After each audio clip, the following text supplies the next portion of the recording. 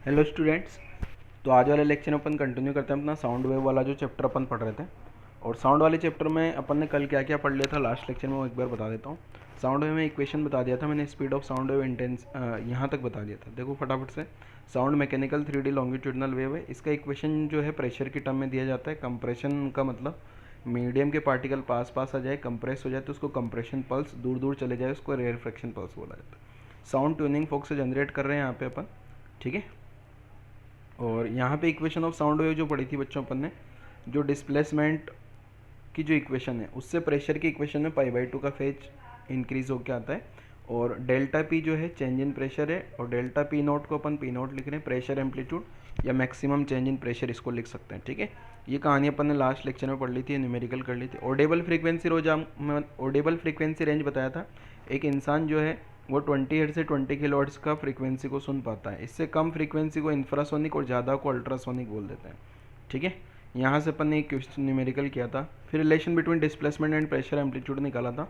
तो P naught equal to beta S naught किया था। बहुत इंपॉर्टेंट फॉर्मूला है बच्चों, ध्यान रखना, ठीक है। चलो और आगे बढ़ते हैं। अब यहाँ पे अपन ने पढ़ा था speed of sound wave. Sound जो है सॉलिड लिक्विड गैस सभी में ट्रेवल कर सकता है क्योंकि एक मैकेनिकल वेव है। तो अगर सॉलिड में चलता है तो root Y upon rho, Y Young modulus है।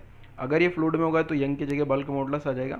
और बल्क मॉडुलस जो है वो मीडियम का हो जाएगा और डेंसिटी मीडियम की होगी। अब न्यूटन जो साइंटिस्ट है उसने बोला कि जो साउंड एक जगह से दूसरी जगह पे जा रहा है ना, ये आइसोथर्मल प्रोसेस है और आइसोथर्मल का बल्क मॉडुलस प्रेशर के बराबर होता है। तो p/ρ लिखा। यहाँ पे कैलकुलेशन करी गई, वो एक्सपेरिमेंट डेटा से मैच नहीं कर रही थी, जो लाप्लास ने करेक्ट कर दी। लाप्लास ने बोला फास्ट प्रोसेस है, एडियाबेटिक होगा, ठीक है। तो गामा p/ρ और इसके कुछ न्यूमेरिकल्स मैं आपको करा चुका था। अगर गैस में दो गैसों का मिक्सचर होगा तो ये सारा कहानी और ये न्यूमेरिकल मैं आपको करवा चुका था बच्चों, ठीक है। क्वेश्चन न्यूमेरिकल नंबर 5 तक, ठीक है। तो इसी टाइप की और न्यूमेरिकल के साथ कहानी आगे बढ़ाते हैं अपन, ठीक है। तो नेक्स्ट न्यूमेरिकल क्या है देखो, ध्यान से समझिएगा बस से, ठीक है। तो न्यूमेरिकल लिख देता हूँ मैं पहले, और आप लोग भी न्यूमेरिकल लिखो, ट्राई करना फिर क्या है इस क्वेश्चन का आंसर क्या हो सकता है प्रोबेबली, ठीक है। तो क्या है देखो, speed of sound in air. हवा में जो साउंड का स्पीड है ये आपको 332 मीटर पर सेकंड कंसीडर कर लेना है at NTP, normal temperature and pressure. Question है what will be the speed of sound in hydrogen 8 NTP if the density of hydrogen 8 NTP is 1/16 that of air। मतलब जो हाइड्रोजन का density है ना वो हवा से 1/16 टाइम्स मान लेना है, ठीक है। तो क्वेश्चन ट्राई कर सकते हो, बड़ा आसान सा क्वेश्चन है, क्वेश्चन में कोई ज़्यादा खास दम है नहीं। तो पहले तो क्वेश्चन नोट करो, वीडियो पॉज करो, फिर क्वेश्चन सोल्व कर लेना, ठीक है। मैं पूरा क्वेश्चन ऊपर स्लाइड कर दूंगा बच्चों, इसलिए आप पहले आप लोग क्या करोगे, क्वेश्चन नोट कर लो, फटाफट से क्वेश्चन नोट करो और वीडियो पॉज करके ट्राई करो कि क्वेश्चन सोल्व हो जाए आपसे, ठीक है। तो किस टाइप से सोल्व करना है देखो, मैंने क्वेश्चन को ऊपर स्लाइड कर दिया, ठीक है। तो अपन यहाँ से जो है ना, अब टेम्परेचर का कोई रोल नहीं है, यहाँ भी NTP है यहाँ भी NTP है तो सेम प्रेशर होगा। तो साउंड का स्पीड में मैं ये फॉर्मूला लगाता हूँ गामा p/ρ वाला, ठीक है। अच्छा कुछ नहीं बोला जाएगा ना साउंड के बारे में, तो अपन हमेशा ये मान के चलेंगे कि एडियाबेटिक प्रोसेस ही है साउंड में, ठीक है, लाप्लास वाला फॉर्मूला। तो p/ρ आ गया बच्चे यहाँ से। अब यहाँ से मैं लिख सकता हूँ √1/ρ, ठीक है। साउंड का स्पीड जो हवा में होगा और हाइड्रोजन गैस में होगा वो डेंसिटी का फ़र्क पड़ेगा बस। अब तो क्वेश्चन बहुत आसान है क्या, ठीक है। यहाँ से क्वेश्चन बहुत आसान हो जाता है बच्चे। तो v, अगर मैं यहाँ एयर का वेलोसिटी लिखूँगा, यहाँ हाइड्रोजन का वेलोसिटी लिखूँगा, तो √ यहाँ डेंसिटी ऑफ हाइड्रोजन अपॉन यहाँ डेंसिटी ऑफ एयर। और क्वेश्चन में बोला है जो हाइड्रोजन का डेंसिटी ऑफ हाइड्रोजन है ये 1/16 times of density of air है। मतलब ये वाला जो फैक्टर है ना बेटा, ये वाला फैक्टर अगर देखूँगा मैं तो 1/16 आ जाएगा यहाँ से, ठीक है। तो वह v air upon v hydrogen equal to 1/16 root, ठीक है। 1/16 रूट हो जाएगा, 1/16 का रूट। तो 1/16 रूट लिखूंगा तो कितना आ जाएगा कैलकुलेट करने पे मेरा। तो ये एयर में तो वेलोसिटी भी दिया है अपने को कितना, 332 अपॉन हाइड्रोजन में वेलोसिटी पूछा है, ये 1/4 हो जाएगा। मतलब जो हाइड्रोजन में वेलोसिटी आ रहा है ना बेटा, वो इसका 4 गुना हो जाएगा। ठीक है, ये इतना हो जाएगा हाइड्रोजन में, और यही अपना आंसर हो जाएगा। ठीक है, तो क्वेश्चन बहुत आसान था बेटा। टेम्परेचर वाला फॉर्मेट नहीं लगाना, क्योंकि एनटीपी बोल दिया ना, तो प्रेशर वाला और डेंसिटी दिया है तो आपको वैसे भी समझ जाना चाहिए, P/ρ वाला फॉर्मेट लगाना है। ठीक है, तो आपको पता होगा मैंने 3 फॉर्मेट बनाए थे साउंड वेव के, gamma P/ρ, gamma RT upon molecular wait, या KT/m, gamma KT/m। Gamma gamma लिख देना है सब जगह, ठीक है ना। ठीक है, थर्मोडायनेमिक्स वाला ही पैटर्न है, तो नोट कर लो जरा सॉल्यूशन, फिर एक और क्वेश्चन सोल्व कर लेते हैं सेम पैटर्न का। ठीक है, ऐसे बहुत सारे क्वेश्चन बनाए जा सकते हैं बच्चों, और ये सारे क्वेश्चन वैसे ही जो थर्मोडायनेमिक्स में पढ़ा थे ना अपन ने, उसी पैटर्न के, सेम पैटर्न के। तो चलो अगला क्वेश्चन क्या है देखो। Next question,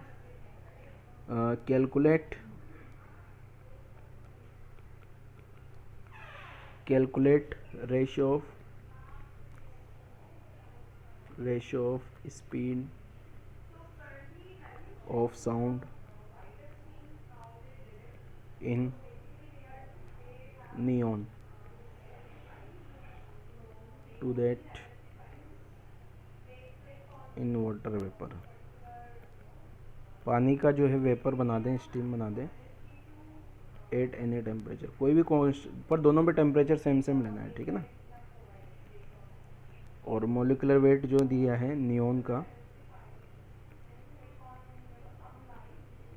molecular weight of neon दिया है 2.02 इंटू 10⁻² kg/mol। और एंड वाटर वेपर का भी दिया है साथ में, फॉर वाटर वेपर के लिए जो दिया है ना 1.8 इंटू 10⁻² kg/mol। ठीक है, तो ट्राई करो जरा क्वेश्चन ट्राई करो बच्चों फटाफट से। क्वेश्चन आसान है, अगर आप लोग ट्राई करोगे तो, नहीं करोगे तो फिर नहीं समझ आएगा, ठीक है ना कॉन्सेप्ट। चलो वीडियो पॉज कर लो और ट्राई करो जल्दी से फटाफट से, क्या इस क्वेश्चन का आंसर हो सकता है। एनी टेम्परेचर मतलब दोनों का टेम्परेचर मुझे सेम सेम लेना है, ये चीज़ आपके दिमाग में बैठ जानी चाहिए कि टेम्परेचर जो है ना वो दोनों का सेम सेम ही होना चाहिए। ठीक है, तो कौन सा फॉर्मूला लगाना है ये आपको देखना होगा, ठीक है ना।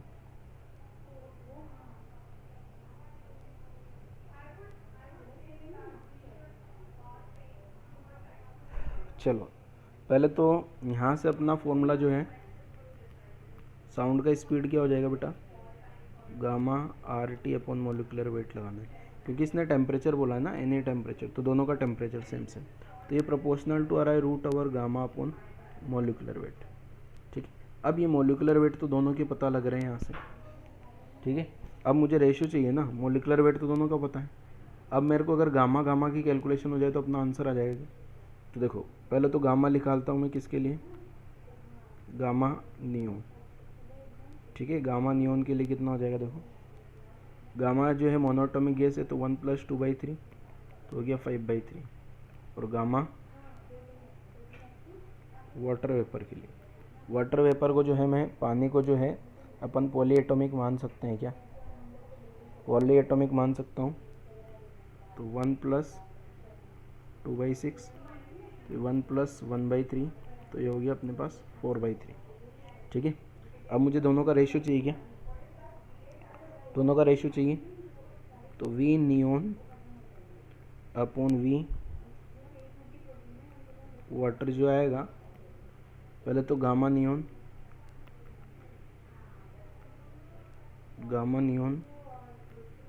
Upon gamma water into molecular weight of water upon molecular weight of neon, इस टाइप का आ जाएगा कि। ठीक है, अब यहाँ से अगर सोल्व करूँ मैं, V नियोन पानी रूट ओवर ये 5/3 4/3।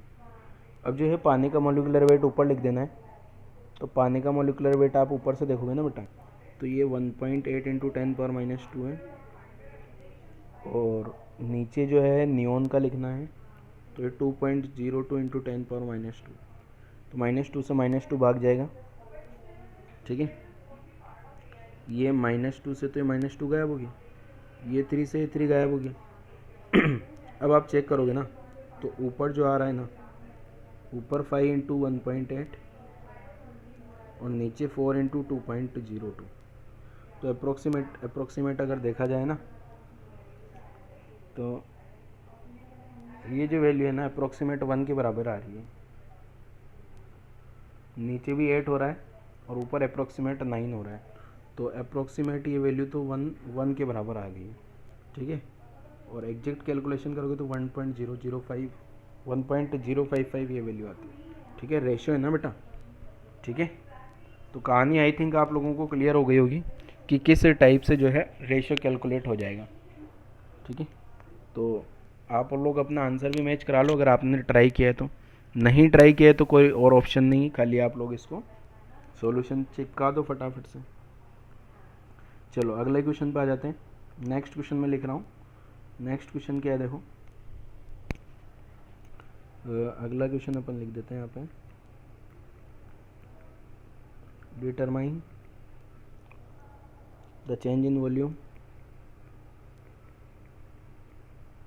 Determine the change in volume. वापस से आपको सेम फॉलो करना है, क्वेश्चन नोट करना है।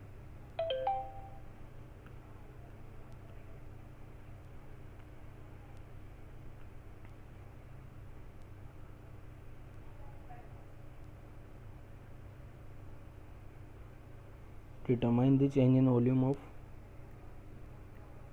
6 litre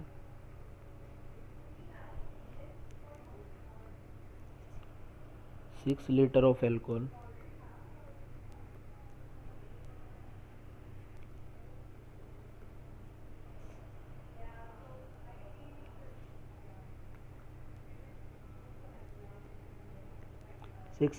alcohol if the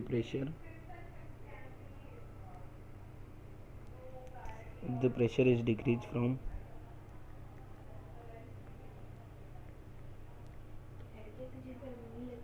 pressure is decreased from 200 centimeter of Hg to 75 centimetre of, ठीक है। और वेलोसिटी ऑफ साउंड दिया है अल्कोहल में, velocity of sound in alcohol. Alcohol में जो साउंड का स्पीड है ना 1280 मीटर पर सेकेंड है। और डेंसिटी भी दिया है, एंड डेंसिटी ऑफ अल्कोहल का डेंसिटी जो है वो आपको दिया है कितना, 0.81 ग्राम पर CGS में ना। एंड डेंसिटी ऑफ मर्करी भी दिया है, पता भी हो गया तो अपन ने थर्मोडायनेमिक्स में बहुत बार पढ़ा है, 13.6 ग्राम पर cc, ठीक है। और जी का वैल्यू 9.8 कंसिडर कर लेना है। चलो ट्राई करो जरा क्वेश्चन को फटाफट से, किस टाइप से इस क्वेश्चन का आंसर होगा। ट्राई करो जल्दी से फटाफट, क्या आंसर हो सकता है इस क्वेश्चन का। वीडियो पॉज करो, क्वेश्चन मैंने पूरा लिख ही दिया आपके सामने, स्क्रीन पे क्वेश्चन दिख रहा होगा आप लोगों को, ठीक है। तो पहले तो वीडियो पॉज करके क्वेश्चन लिख लेना है और फिर ट्राई करना है कि सॉल्व करो इसको। तो देखो क्वेश्चन में पता क्या करना है, चेंज इन वॉल्यूम पता करना है, ठीक है। मुझे पता करना है क्या, चेंज इन वॉल्यूम। ये लिखा है determine the change in volume, ठीक है। अच्छा ये 6 लीटर है, यहाँ पर 6 लीटर ऑक्सीजन है, एंड इनिशियल वॉल्यूम दिया है 6 लीटर, 6 लीटर, ठीक है। और प्रेशर डिक्रीज हो रहा है, मतलब डेल्टा पी भी पता है आपको, ये डेल्टा पी आ गया, तो देखो कहीं ना कहीं से डेल्टा पी पता है, वी पता है, डेल्टा वी पता है, तो बल्क मॉडुलस का अगर कैलकुलेशन हो जाता है, बल्क मॉडुलस होता है minus delta P delta V upon V. अगर बल्क मॉडुलस कैलकुलेट हो जाएगा तो अपना आंसर आ जाएगा। बल्क मॉडुलस कहाँ से लाऊंगा मैं? मुझे पता है पल्स स्पीड जो लिखते हैं अपन बल्क मॉडुलस अपॉन रो लिखते हैं क्या? तो यहाँ से अगर मैं बल्क मॉडुलस का वैल्यू देखूँ बेटा तो ये रो इंटू वी स्क्वायर आ रहा है क्या?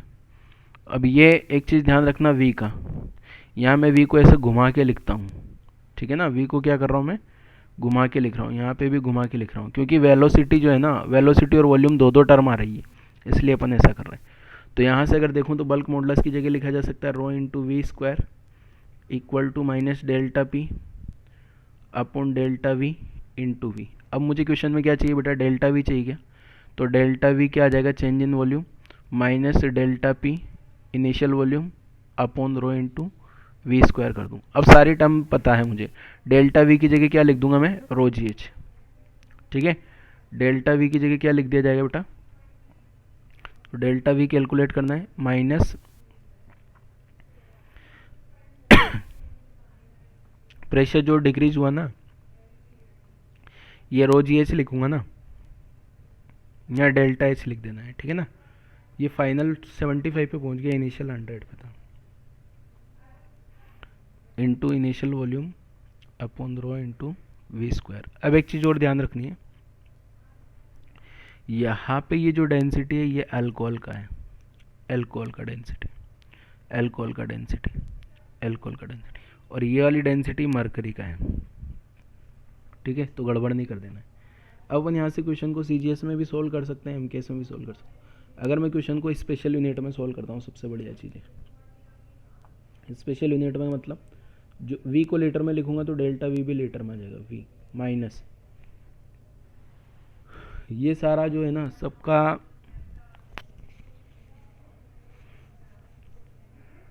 यूनिट साथ साथ लिख लें, या फिर अपन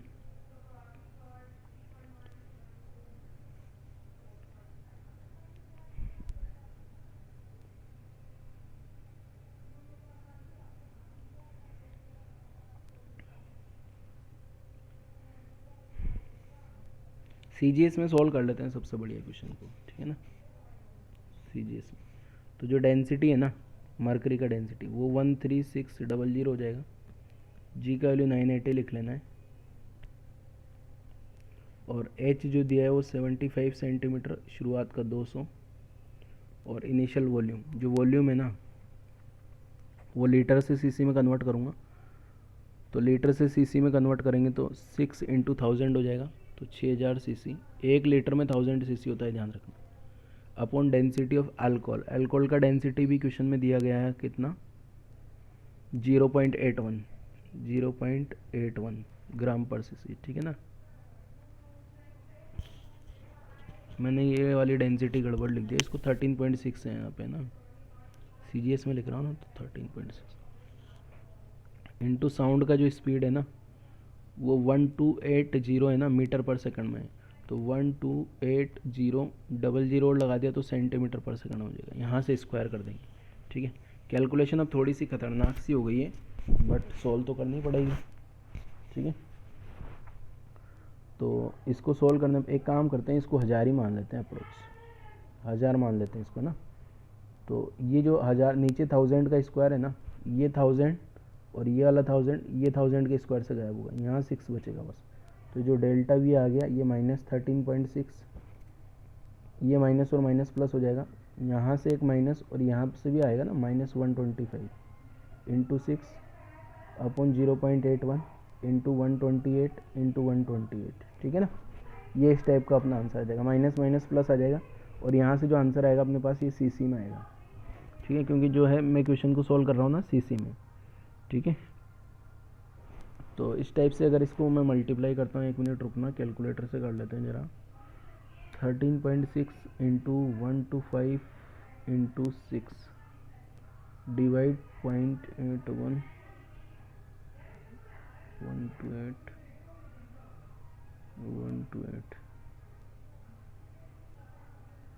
ये आ रहा है अप्रोक्स 0.75 के अलावा, ये आ रहा है 0.75 सीसी, ये सेंटीमीटर क्यूब। ये इस टाइप का अपना इस क्वेश्चन का आंसर हो जाएगा। ठीक है। तो क्वेश्चन में थोड़ा सा कैलकुलेशन वाला तो है, क्योंकि इसमें दो कॉन्सेप्ट मिक्सअप हो गए ना। एक तो 3-4 कॉन्सेप्ट लग गए यहाँ पे। देखो, एक तो अपन ने यहाँ पे भी एक कॉन्सेप्ट तो अपना साउंड वेव का स्पीड वाला लग गया, दूसरा इसमें फ्लूइड का कॉन्सेप्ट भी लग गया, एक रो जी एच वाला है, ठीक है ना। इसलिए क्वेश्चन थोड़ा सा हो सकता है आप लोगों को परेशान कर गए, तो नोट कर लो ज़रा, ठीक है। नेक्स्ट आगे समझते हैं ज़रा। अब क्वेश्चन को तो रहने देते हैं, एक टर्म समझाता हूँ आपको। नेक्स्ट टर्म क्या है, देखो, जो साउंड का स्पीड है ना बेटा, वो किस टाइप से किन किन फैक्टर्स पे डिपेंड करता है, ये समझ लेते हैं। तो नेक्स्ट हेडिंग लिख देता हूँ मैं, factor affecting speed of sound in atmosphere. Atmosphere में जब साउंड रहेगा, साउंड की स्पीड को कौन कौन इफेक्ट करने वाला है, ठीक है। तो यहाँ तक तो आप लोगों ने लिख लिया होगा। आगे समझते हैं ज़रा, देखो क्या। तो यहाँ लिख रहा हूँ मैं, फैक्टर इफेक्टिंग या अफेक्ट भी लिख सकता हूँ, speed of sound in atmosphere, ठीक है। जब साउंड एटमॉस्फेयर में आगे बढ़ रहा होगा तो कौन कौन सी चीज़ें उसको इफेक्ट करने वाली है। तो पहला इफेक्ट पढ़ा रहा हूँ किसका, इफेक्ट ऑफ टेम्परेचर। टेम्परेचर के कारण क्या इफेक्ट होगा, इफेक्ट ऑफ टेम्परेचर। और आपको पता ही है टेम्परेचर का इफेक्ट, तो जो gamma equal velocity of sound gamma R T upon molecular weight है क्या। तो गामा कांस्टेंट है, R constant, molecular weight constant है, तो टेम्परेचर बढ़ाने पे साउंड का स्पीड भी क्या हो जाता है, बढ़ जाएगा। अब अगर 5% से कम वेरिएशन है, अप टू 5% तक, तो अप टू 5% तक एक फॉर्मूला बता रहा हूँ, डेल्टा वी अपॉन वी को आप ऐसे लिख सकते हो 1/2 डेल्टा टी अपॉन टी। ये मैंने पहले भी बताया होगा आपको बहुत बार। अब 1/2 का फैक्टर क्यों आया, क्योंकि आपको पता है सब कुछ तो कांस्टेंट है, gamma R upon molecular weight तो कांस्टेंट है, इसको टी पावर 1/2 लिख सकता हूँ क्या, ठीक है। तो यहाँ से ही आ जाता है बच्चों, ठीक है। क्लियर है कहानी।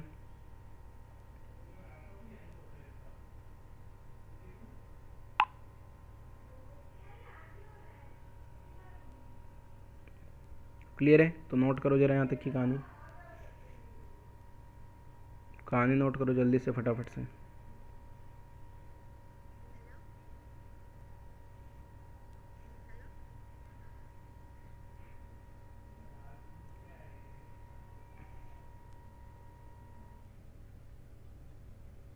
ठीक है, अगला फैक्टर समझते हैं जरा फिर। अब इसमें क्या है ना, यहाँ पे अगर क्वेश्चन में बोल दिया जाए, अब क्वेश्चन में क्या होगा, आपको टेम्परेचर का वेरिएशन दे दिया जाएगा कि टेम्परेचर 3% से बढ़ा दिया, घटा दिया।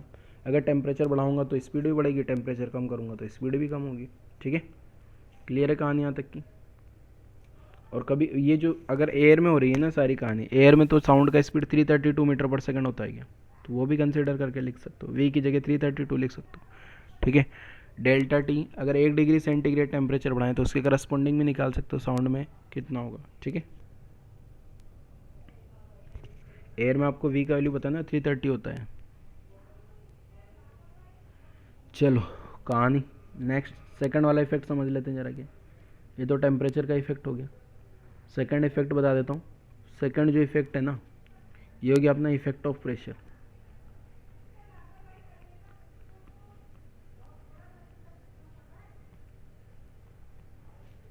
इफेक्ट ऑफ प्रेशर क्या है, देखो, अब जो साउंड का स्पीड है, एक ये वाला फॉर्मूला भी है गामा पी बाई रो, ठीक है, गामा पी बाई रो भी है, और इसको ऐसा gamma R T upon molecular wait भी लिखा जा सकता है, ठीक है। अब अगर टेम्परेचर कांस्टेंट है, ध्यान से सुनना बेटा यहाँ पे, अगर यहाँ बच्चे कंफ्यूज हो जाते हैं, पहला पहला तो क्या है, देखो, एट कांस्टेंट टेम्परेचर, अगर कांस्टेंट टेम्परेचर है, इफ पी, पी बोले तो प्रेशर, प्रेशर में अगर चेंज आएगा ना, अगर प्रेशर इंक्रीज होगा तो डेंसिटी ऑल्सो इंक्रीज हो जाएगी, ठीक है। Then density also changes in such a way that P by rho remains constant, ठीक है। तो ऐसी सिचुएशन में साउंड की स्पीड पे कोई भी फ़र्क नहीं पड़ने वाला है, ठीक है। और अगर, ठीक है, ऐसी सिचुएशन में साउंड की स्पीड पे कोई भी फ़र्क नहीं पड़ने वाला है। मैं लिख भी देता हूँ,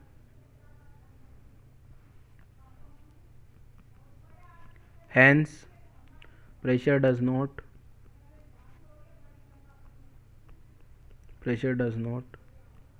have any effect on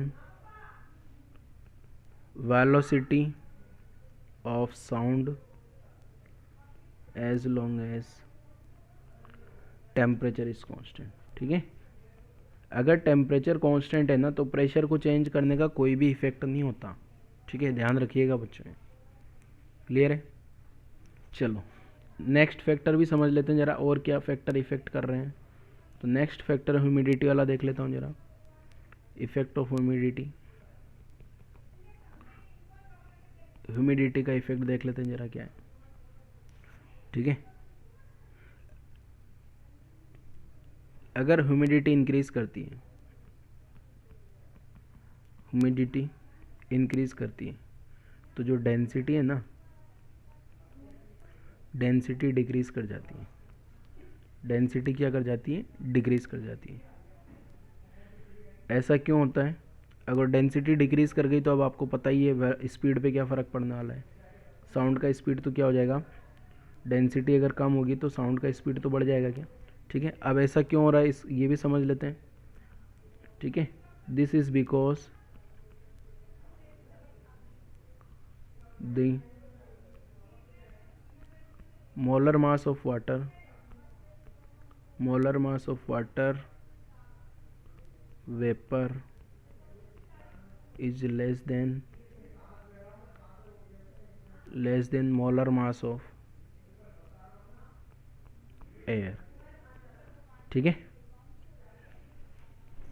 पानी का जो है मोलर मास जो है वो क्या होता है, एयर से ज़्यादा होता है, इसलिए क्या होगा, ह्यूमिडिटी बढ़ जाएगी। ह्यूमिडिटी बढ़ गई तो डेंसिटी क्या हो जाएगी अपनी, कम हो जाएगी। ह्यूमिडिटी का मतलब क्या है, एयर में जो है पानी के ड्रॉपलेट्स आ जाएंगे ना। ह्यूमिडिटी का मतलब क्या होता है, पानी जो एयर है वो एयर में अगर वाटर ड्रॉपलेट्स वेपर की फॉर्म में आ जाती तो अपन यही तो बोलते हैं ना ह्यूमिडिटी बढ़ गई, जो अपन गर्मी में बोलते हैं जनरली, ठीक है। तो ह्यूमिडिटी बढ़ गई मतलब डेंसिटी कम होना। डेंसिटी कम क्यों हो गई, ठीक है, वाटर वेपर का जो है मोलर मास कम हो जाता है, ठीक है। तो ये इस टाइप से बच्चों आप लोगों को कहानी समझ तो आई होगी कुछ कुछ, क्या क्या किस टाइप से इफेक्ट कर रहे हैं, कौन कौन से फैक्टर इफेक्ट कर रहे हैं। और फॉर्मूला आपको मैं पहले ही समझा दिया कि किस टाइप से फॉर्मूला है साउंड वेव का स्पीड का, ठीक है।